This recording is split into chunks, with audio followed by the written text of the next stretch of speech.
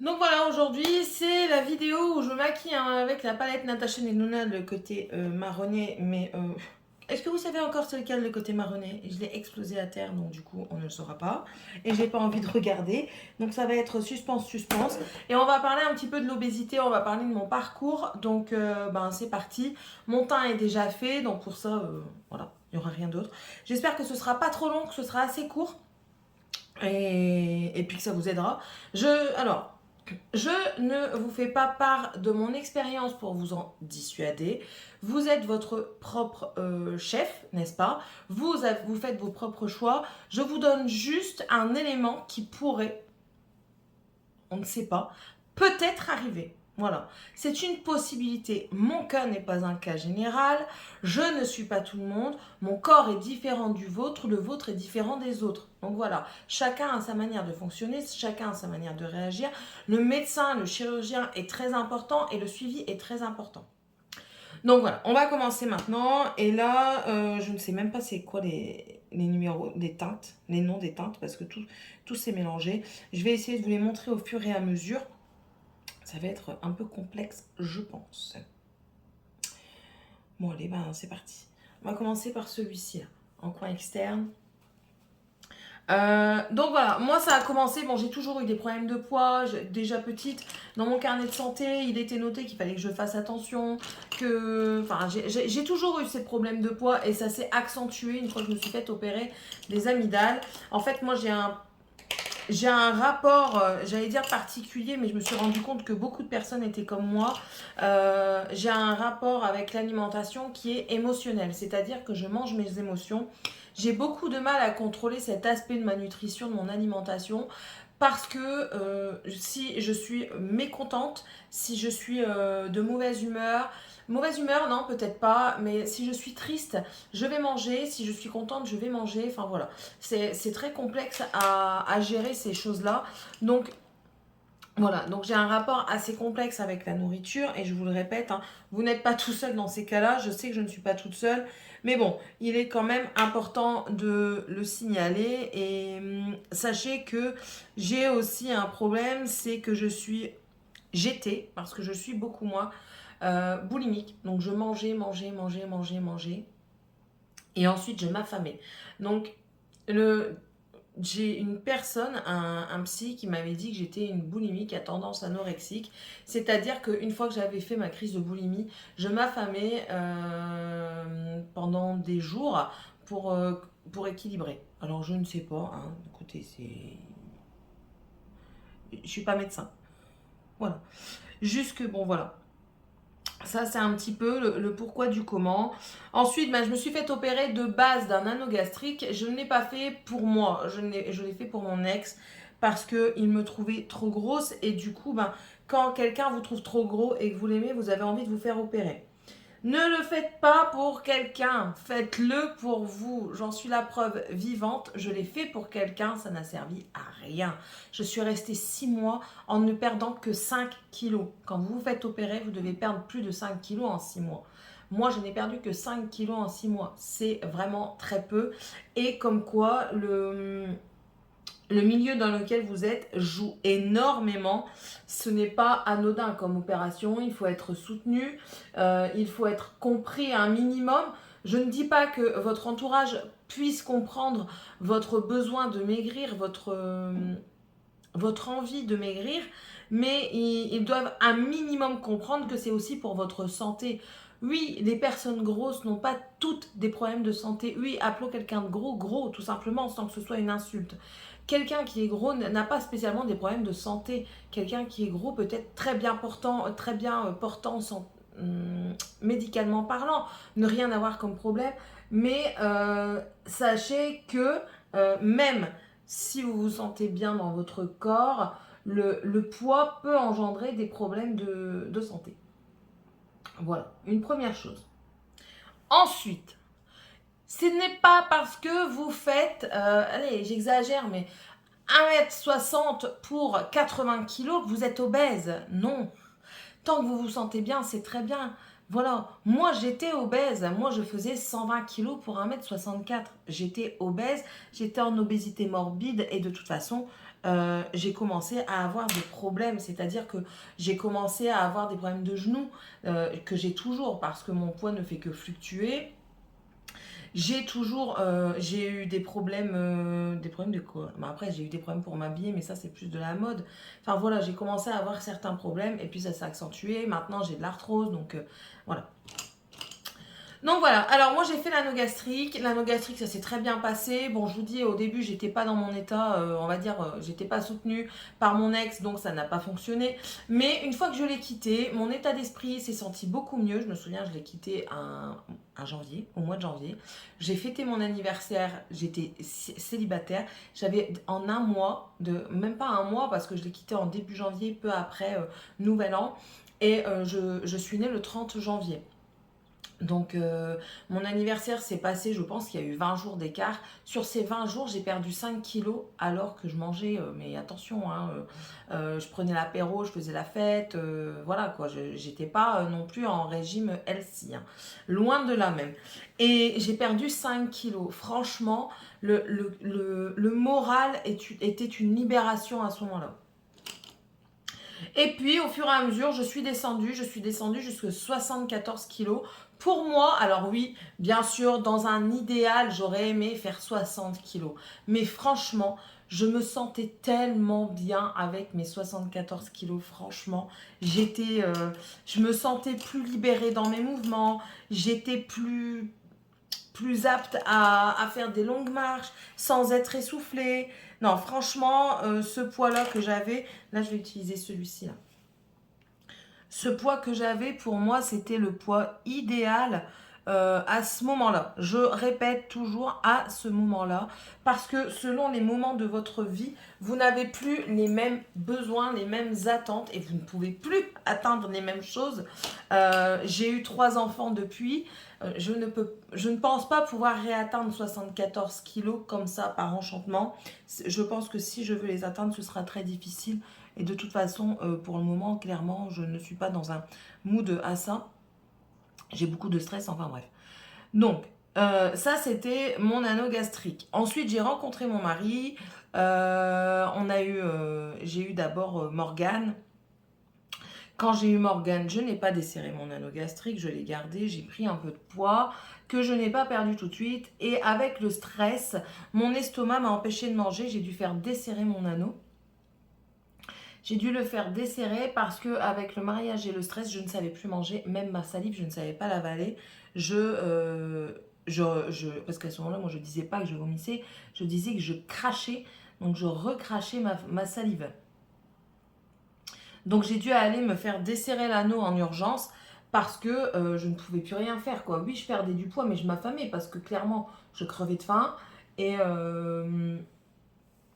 c'était pas bon ce qui se passait.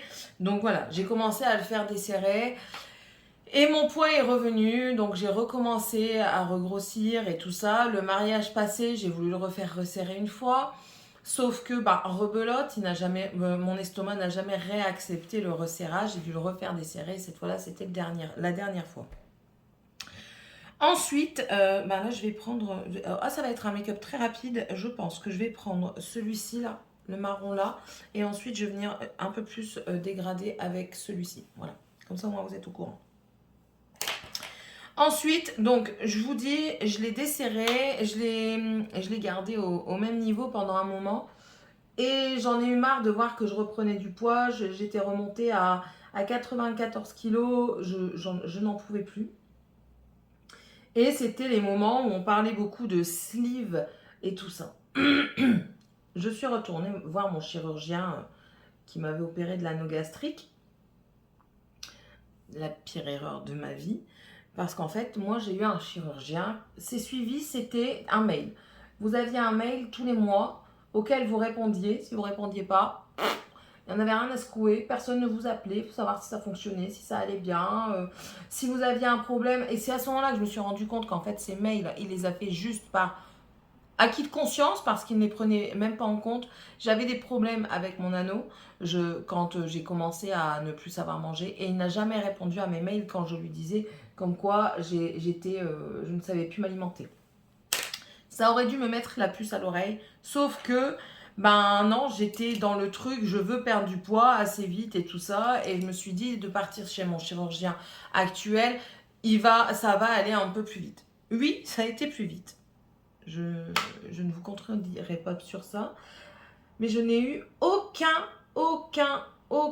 suivi. C'est-à-dire, je suis arrivée là-bas, je lui dis, voilà, je viens, mon anneau, ça fonctionne plus, je veux faire la sleeve. D'accord, qu'il me dit.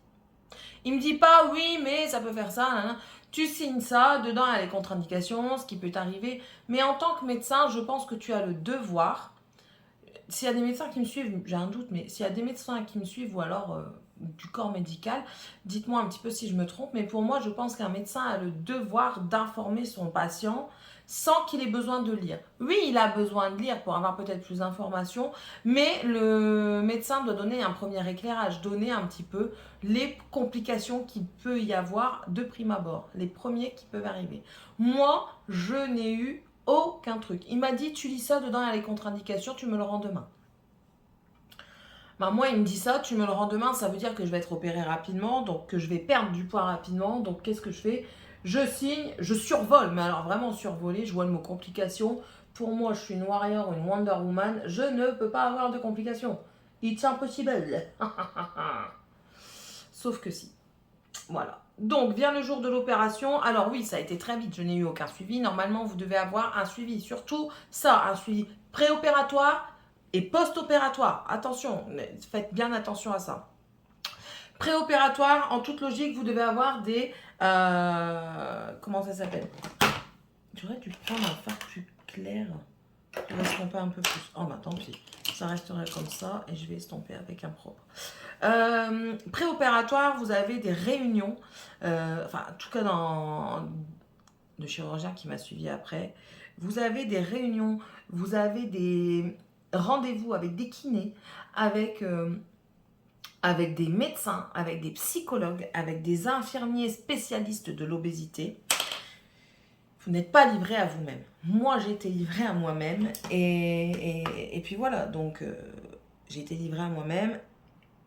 Je me fais opérer, tout se passe bien dans les premiers temps, et suite à ça, je sors quoi? Peut-être 2 jours après? Quelque chose dans le genre. Je sors 2 jours après, et là, les premiers... un jour, je ne pouvais pas amener mes enfants tout de suite à l'école, hein, et au bout de 2 jours de rentrer à la maison, j'avais mal, mais le médecin m'avait dit qu'il fallait que je bouge parce que... Enfin, c'était normal d'avoir mal, hein. On avait touché l'intérieur de votre corps. Donc voilà, c'est tout.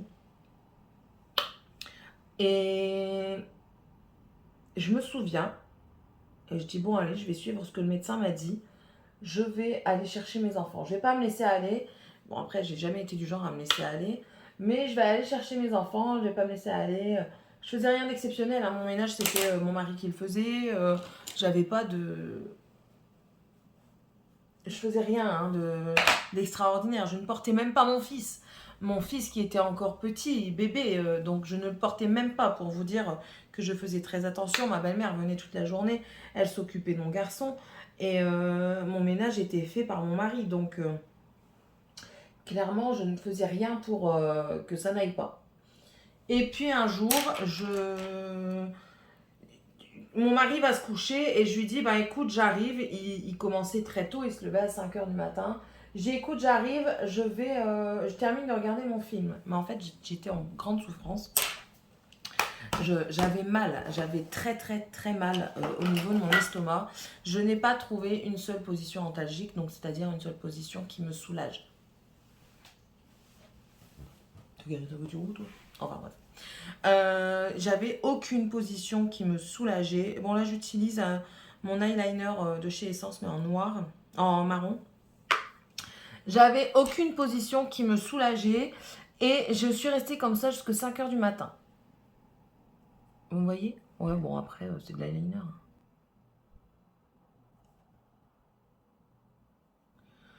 Ouais l'eyeliner c'est délicat.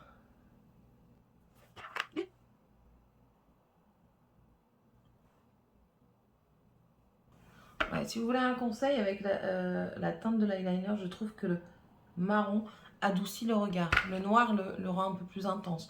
Le marron l'adoucit. Donc voilà, petite astuce make-up au passage de mon cru. Hein. Après, je sais pas s'il y en a d'autres qui le disent, parce qu'une fois j'ai dit un truc, on m'a dit non, c'est pas toi qui as dit ça, c'est quelqu'un d'autre. Oh, sorry, tu ne savais pas que toutes les paroles étaient dues à une seule personne. Oh là là, les gens.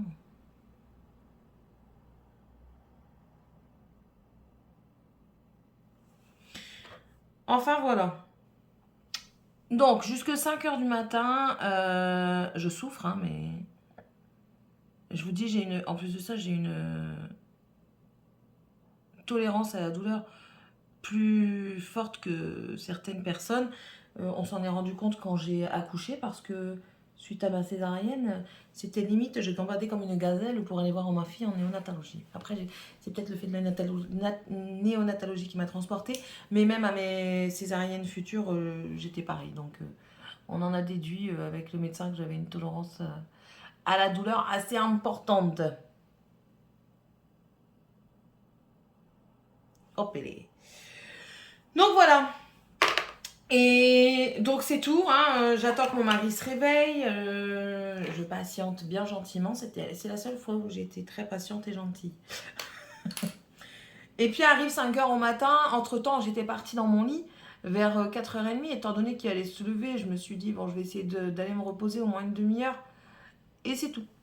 Mon mari se lève à 5h30 et il me voit vraiment recroquevillée sur moi-même, et de là... Il me dit qu'est-ce que t'as, donc je lui explique que ça ne va pas, que je ne me sens pas bien, que je n'ai pas été bien de toute la nuit, que la douleur est intense, j'ai l'impression en fait qu'on me broyait de l'intérieur, c'était vraiment affreux comme sensation. Hein. Et il me dit ben va tout de suite à l'hôpital et ne t'inquiète pas. Je dis non t'inquiète. Je vais aller à l'hôpital, mais d'abord, va travailler. Je vais m'occuper des enfants ce matin. Ta mère, elle va pas tarder à arriver. Sa mère, elle est arrivée très tôt ces jours-là. Ta mère ne va pas tarder à arriver. Elle lèvera le petit. Tiffania sort tout seul. Enfin bref, je lui dirai qu'elle se mette debout. Je la laverai. Enfin voilà, je préparerai mes filles. Et ma belle-mère préparera mon fils. Au pire, Morgane était là et elle pouvait déjà le sortir de son parc. Je lui dis t'inquiète pas, je vais me débrouiller. Il me dit non, ça va pas, tu t'en vas. Donc attention, on a discuté comme ça jusque 6h du matin. Parce que je ne voulais pas... je voulais pas l'inquiéter en fait. Je voulais surtout ne pas inquiéter mes enfants non plus parce que c'était des enfants. Ils étaient petits et... Enfin voilà, bref.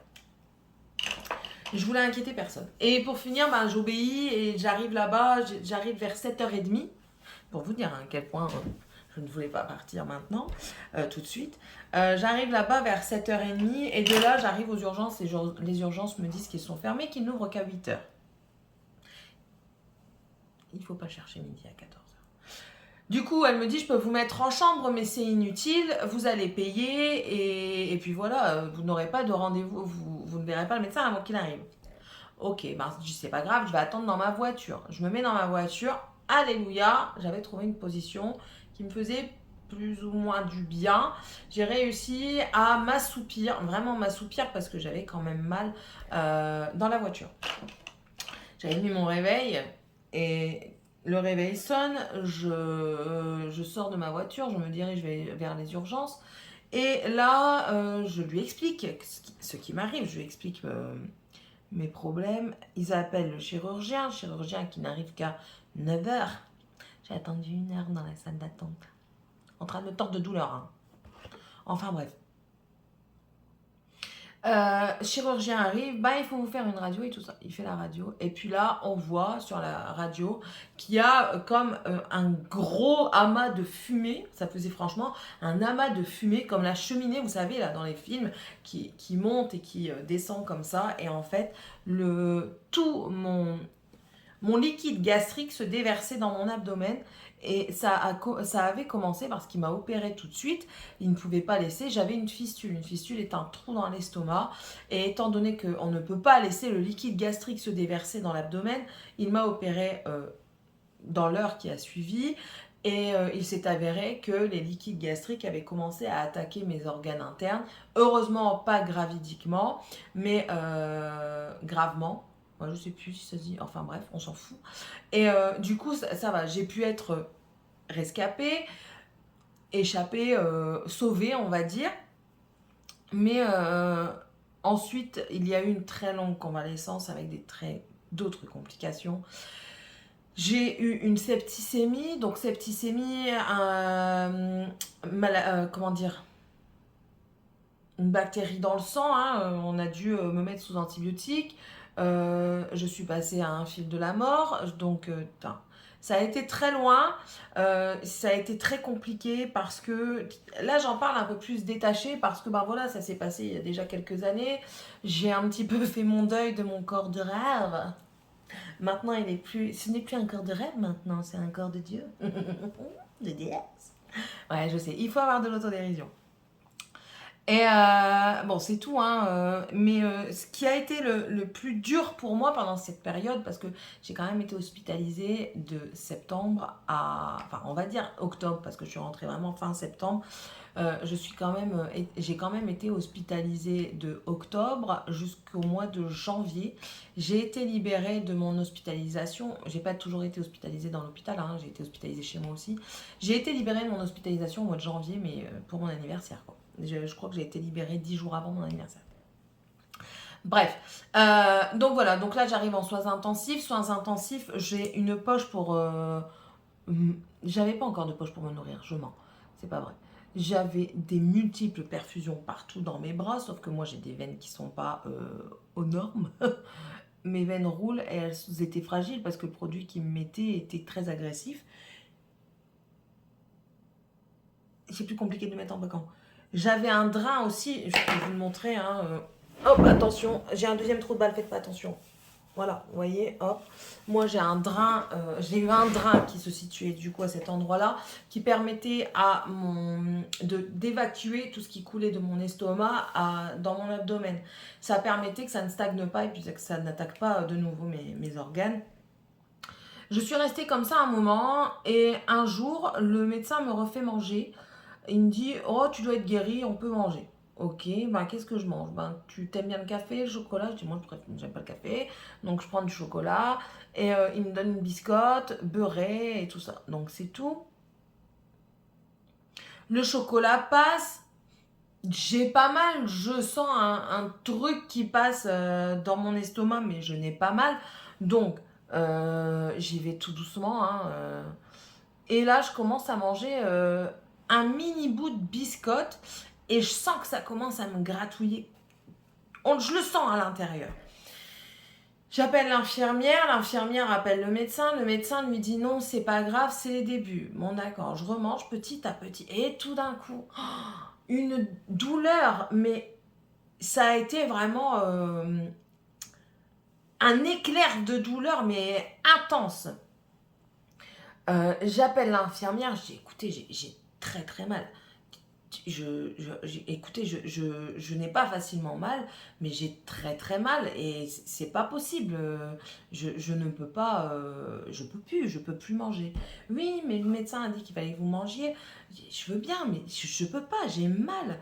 On commence à regarder dans ma poche, dans mon drain, et là, tout ce que j'avais à ingérer était dans mon drain. En fait, je n'ingérais rien. Tout repassait par ma fistule dans l'estomac, et du coup, c'est ça qui me faisait mal.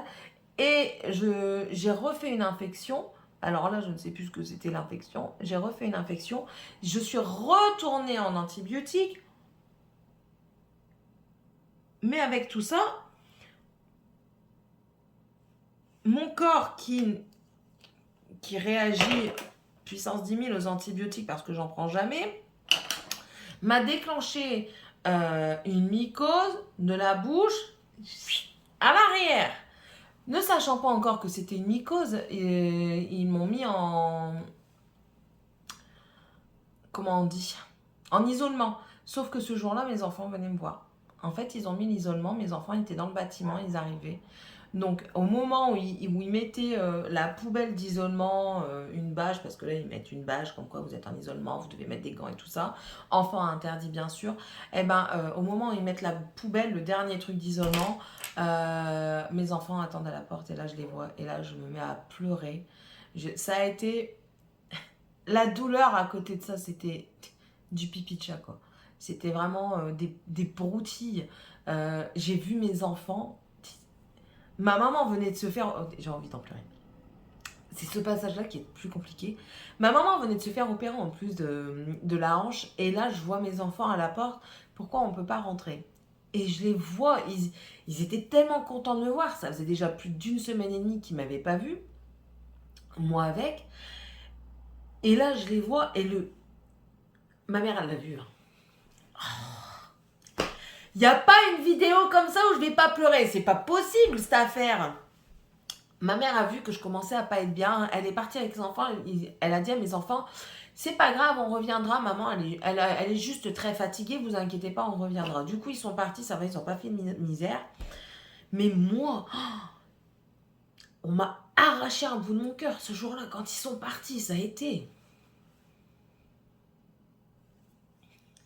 C'était la fin du monde pour moi, quoi. Enfin. Du coup, j'ai pleuré, hein. Comme maintenant, j'essaye de me retenir. C'est très compliqué. Je suis au bout de ma vie. J'ai une ancienne amie qui était là et ce jour-là, je l'ai vraiment remerciée d'être là avec mon mari parce que mon mari voyait ma détresse mais il ne savait pas comment réagir.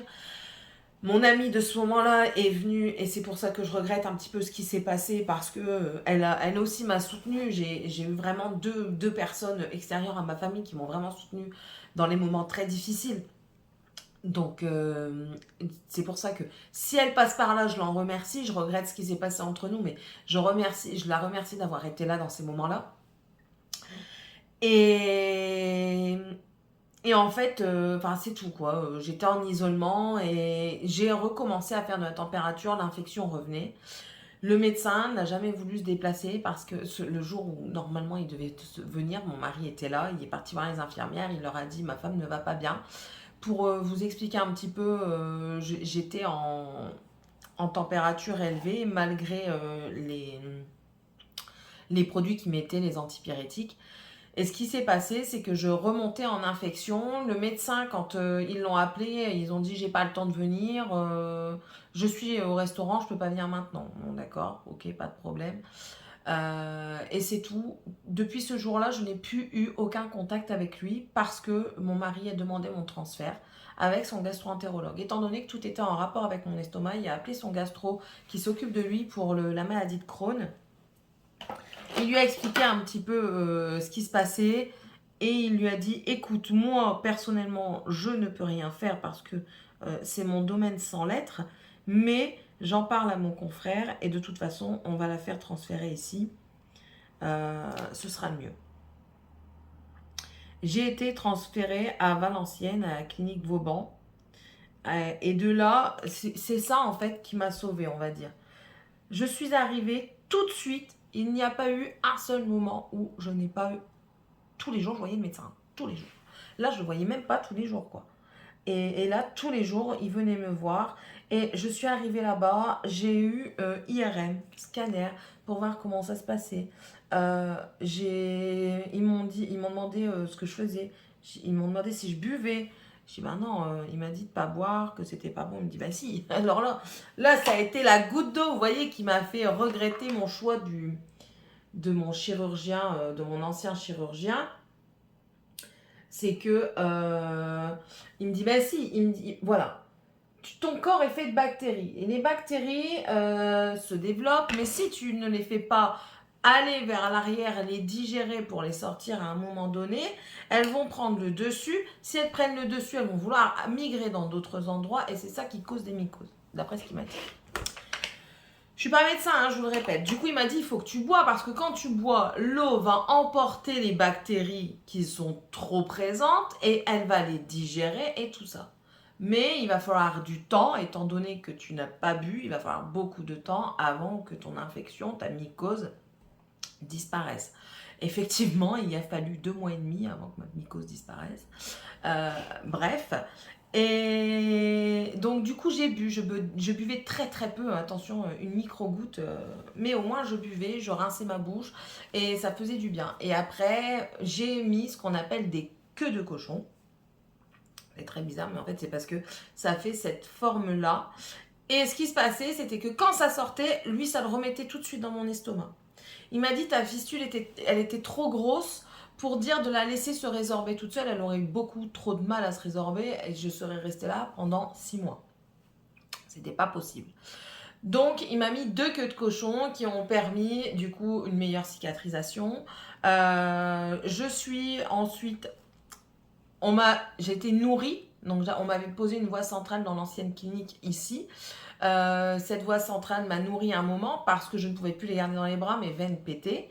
Donc, la nutrition que j'avais par voie centrale, ils l'ont enlevée et ils ont essayé de me faire ce qu'on appelle des pick lines, donc de me piquer au niveau des bras ici pour partir dans les vaisseaux principaux pour me nourrir, sauf que mes veines ne sont pas bonnes. Et ensuite, on a essayé de me mettre une sonde nasogastrique. Alors, la sonde nasogastrique était tout un truc pour moi. En fait, quand mon papa est décédé, avant que mon papa décède, pendant sa longue convalescence, il y a eu cette sonde et tout ça, et ça m'a toujours marqué. Et quand ils ont voulu me poser la sonde, ils me l'ont posée, cette sonde nasogastrique. Non, je pouvais pas. Je pouvais pas. Déjà, le fait que mes enfants me voient avec une sonde, ça me choquait moi-même. Est-ce que ça n'irait pas si j'enlevais ça? Ouais, ça passe maintenant. Ça me choquait moi-même que mes enfants puissent me voir avec une sonde nasogastrique. Et moi-même, de me rappeler mon père comme ça, on aurait dit une folle alliée. Je commençais à frotter mes mains comme ça, avec mes griffes sur mes jambes. Je me suis blessé les jambes tellement j'étais pas bien. Je me suis mise en danger parce que je tirais tout doucement sur ma sonde parce que on avait peur qu'elle soit enroulée autour des queues de cochon, mais je tirais quand même tout doucement tous les jours pour qu'elle s'en aille parce que je ne la supportais pas, je n'en voulais plus. Et de là, ils m'ont mis le porte-à-4, donc je ne sais pas si vous verrez, mais là, voilà, j'ai une cicatrice ici, et c'est de là qu'on m'a nourri par porte-à-4. Ils ont vu, lors d'une radio, parce que j'en faisais quand même assez régulièrement, j'ai été quand même pas mal radiée à ces moments-là, ils ont vu que ça se résorbait bien, donc, ils m'ont autorisé à être hospitalisée à la maison. L'hospitalisation à la maison s'est bien passée. Donc en fait, vous avez tous les soirs, j'avais une infirmière qui venait, qui me piquait là-dedans et qui me mettait ma poche de nutrition. Heureusement, ce n'était que le soir. J'ai été, au moins mes enfants envoyés le moins possible. Et je voulais que ça se passe comme ça. Je voulais pas que mes enfants aient la vision de leur mère qui était mal en point. J'ai toujours été... En fait, j'ai toujours été une femme forte. Alors le peu que l'on me voit dans des situations où je ne gère pas, ça va pas. Clairement, ça va pas. Je me sens pas moi-même. Je sais pas si vous comprenez un petit peu. Ouais, alors la Natasha Denona, c'est très bien, mais moi je voulais rajouter des paillettes, c'est les Beauty Bay, là. Elles sont là. Voilà. Et donc voilà, ça se passait le soir. Ça s'est très bien passé. L'infirmière que j'ai eue, je la connais depuis très longtemps. C'était même une voisine à ma maman, donc bien longtemps. Qu'est-ce qui se passe ici? Ah, elle a trouvé encore quelqu'un. Donc voilà, et puis après, j'ai été, donc du coup, je me souviens, j'ai passé mon Noël et ma nouvelle année avec ma potence. C'était dingue hein, quand même, parce que je me souviens, parce que, bon oui, pour ceux qui ne le savent pas, le pied là, que vous trinqueballez partout, ça s'appelle une potence. J'ai trinqueballé ma potence avec ma machine qui me nourrissait toute la nuit à Noël. J'ai essayé de manger un toast au saumon parce qu'il me faisait tellement envie que j'ai mangé ça. Boire, je ne buvais pas d'alcool, je ne devais boire que de l'eau avec un petit peu de sirop pour me donner un peu de goût. Je me souviens même que ça, c'était un nouvel an. On est repassé chez des amis et chez ces amis-là, j'ai ressorti ma potence et tout ça. C'était tout un système quand je devais sortir le soir. C'était les rares fois où j'ai sorti pendant ma convalescence parce que sinon les gens venaient à la maison. J'ai même une photo avec une amie, elle boit un verre et moi je montre ma poche. Si je la trouve, je vous la mettrai là. Par respect pour elle, je mettrai quelque chose sur son visage, mais voilà, c'était comique à ces moments-là. Ce sont des bons moments qui rappellent des mauvais moments. C'est assez bizarre, mais bon, c'est comme ça. Et est-ce que ça a fonctionné au final? Non, ça n'a pas fonctionné parce que j'ai repris du poids et j'ai bien repris du poids. Je ne dis pas mon poids parce que j'en suis pas très heureuse, hein, bien sûr. Je l'accepte petit à petit, même si, bah écoutez, je ne vous cache rien, je suis honnête avec vous. Je ne ferai jamais le bypass. C'est quelque chose que je ne veux pas faire. Donc ça, je ne le ferai jamais. Mais par contre, il y a une opération qui est un peu comme un anneau qui est dans le principe de poser comme un lacet autour de l'estomac pour réaider. Et on fait ça aux personnes à laquelle l'opération n'a pas fonctionné. Donc, attendez.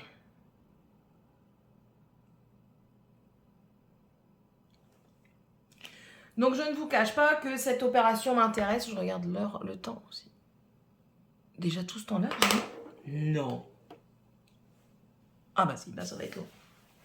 Je vous cache pas que cette opération-là m'intéresse de plus en plus parce que j'ai des problèmes de santé, j'ai des problèmes d'arthrose, j'ai des problèmes de genoux, j'ai des problèmes enfin, j'ai beaucoup de soucis. Hein, et je vous cache pas que cette opération-là m'intéresse. Pas par facilité, parce que j'essaye de perdre du poids, mais c'est très très compliqué. C'est très stressant également. Et une dernière chose, si des conseils, voilà, c'est des conseils que j'ai envie de donner, pas des conseils par rapport à l'opération, tout à fait autre chose. Il faut passer. Sachez que toutes les personnes qui en viennent à l'opération ont subi d'autres choses avant. Donc maintenant, je vais vous parler un petit peu de ça. En tant que parent, en tant que... Je vous parle à vous si vous êtes des parents, à vous si vous êtes des personnes qui êtes très étriquées d'esprit ou qui ne pensez pas à mal. Des conseils que je peux vous donner, c'est déjà, si vous êtes parent, éduquez vos enfants. Je ne dis pas que vous les élevez mal, loin de là. Chacun a son éducation, mais apprenez à votre enfant à aimer la différence, à être tolérant. Parce que une petite gamine grosse dans la cour de récréation qui aime manger, qui va prendre du poids, si on se moque d'elle quand elle court, elle n'aura jamais l'envie de perdre du poids parce qu'elle n'aura jamais l'envie de courir, elle n'aura jamais l'envie de faire du sport parce que toujours peur qu'on la regarde. Et même encore maintenant, quand vous allez en salle de sport, je le sais parce que j'allais à Basic Fit. J'y vais plus parce que justement ce regard-là, il est trop oppressant. Vous allez dans les salles de sport pour vous aider à maigrir. Les gens vous regardent, vous êtes une bête de foire. Mais vraiment une bête de foire, c'est incroyable. Moi, je m'en fous un petit peu, mais là, ça devenait trop oppressant. Il y avait certes, c'est des beaux corps qu'ils ont. Hein. Ils ont une sale gueule, hein. Voilà, vous voyez, ça vous rend aigri en plus d'avoir subi des choses comme ça. Parce que moi, je trouve que la manière dont j'ai réagi à ce moment-là, c'était quelque chose. C'est à cause d'eux que j'ai réagi comme ça. Hein. Parce que, et je vous le dis en toute honnêteté, hein, je les voyais peut-être leur beau corps, mais leur sale gueule, je pouvais plus les voir en peinture. Parce que déjà, de un, ils se prenaient pour des beaux gosses. Mais s'il te plaît, quand. Je vais être méchante, je vous préviens. Alors là, il n'y a plus de tolérance à ce moment-là.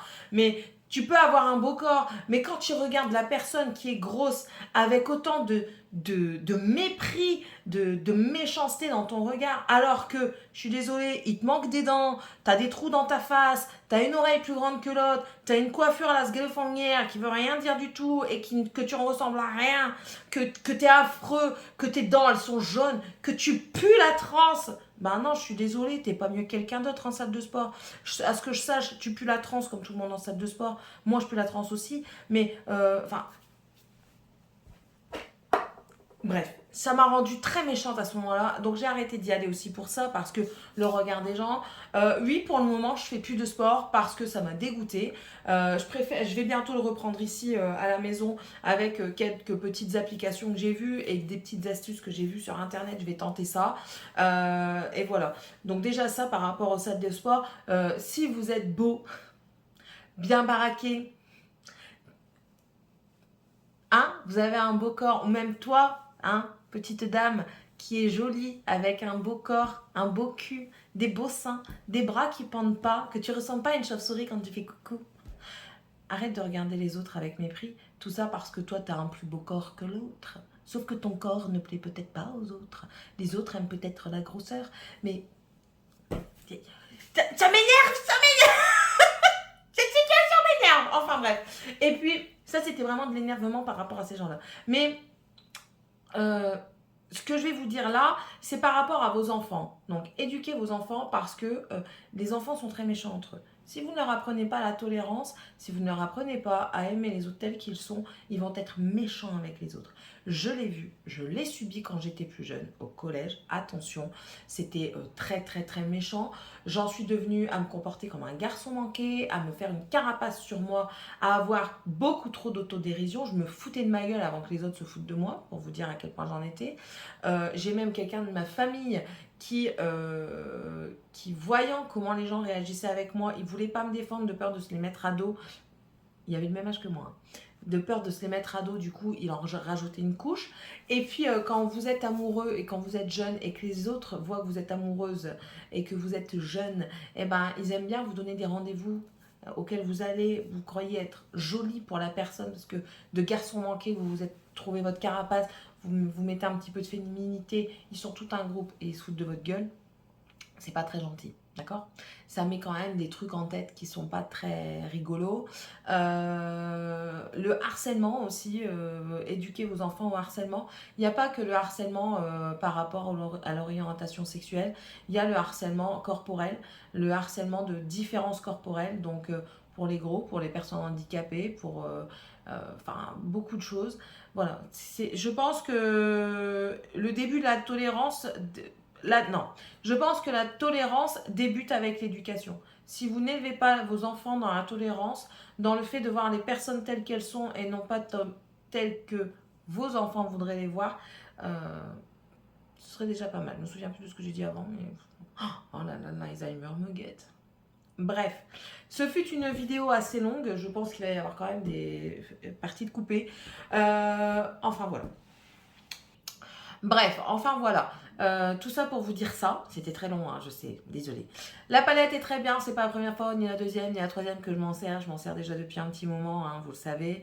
Et pour en revenir à autre chose, n'oubliez pas cette phrase que je vous dis très régulièrement, c'est que la perfection vient de l'imperfection. Ces petites choses qui vous rendent différentes vous rendent parfait.